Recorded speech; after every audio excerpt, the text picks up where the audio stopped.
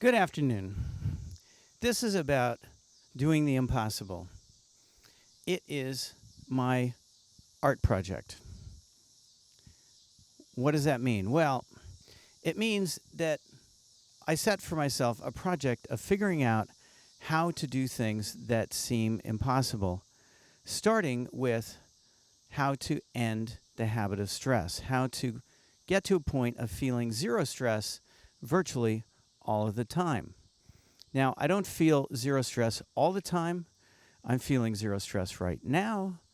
I'm feeling amazing, amazing peace. But peace is supposed to be a bad thing because you couldn't be goofy.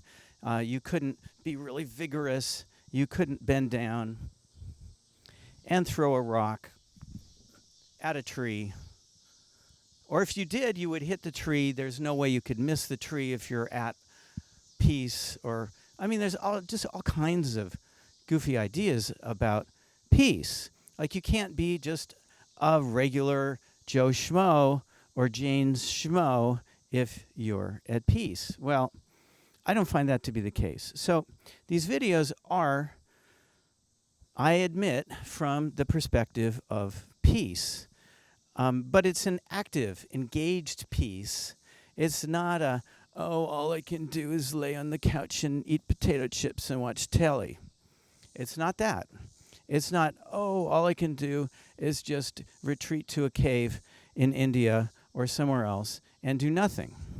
That is not the kind of peace. It's not a peace of, oh, I can't kind of move around because it feels good to move around.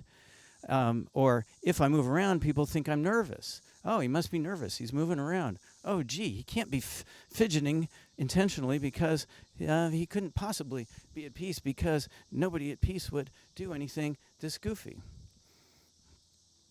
Getting to peace involves joy. If you're not willing to do some goofy things, you ain't going to get there. At least that's my experience. I don't know. A key thing about getting to peace is not knowing. I mean, I don't know secrets of the universe if that's what you're looking for. However, I do understand some things that it seems have been anti-understood. The reason I say that is because some of my friends wanted to try out what I did, and they did it, and they liked it, and some really liked it, and some decided to really keep going and feel better and less stress, and so on. So a number of my friends are in this kind of process right now. The more they do the process, the better they feel, and the more breakthroughs they get, and the more that their abilities increase too. This is something I completely didn't expect, but there is a methodology for not only ending stress, but in that methodology, very related to it or part of it, is how to gain breakthroughs. So there is an actual art of breakthroughs, which I'm going to detail in these videos. Now let's think about a breakthrough. Let's say you have one relative who is impossible or has done some terrible things. Well, somehow dealing with that relative in a way that's really good for you might seem impossible to do. But you might imagine a relative who is slightly less impossible and think about how nice it would be to have a much better interaction and relationship with that relative. Well, I've seen it happen. Now, that's one kind of breakthrough. There are plenty of others. Other breakthroughs lead to greater abilities, and I'll talk about that in other videos.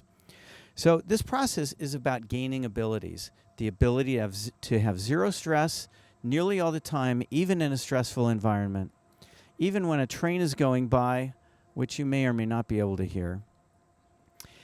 2, the ability to gain abilities overall, an increased ability to gain abilities. And 3, the ability to have breakthroughs. We could add a 4th, 5th, 6th, 7th, 8th because the number of benefits are just absurd. It's staggering. How could it be? There's a core thing that humans have not done. I hadn't done. I hadn't heard of people doing. I think it was done to a degree in the ancient world under highly secretive circumstances, because back then the process of doing the impossible would probably not have gone over with the local king, for example. So that's it for this video.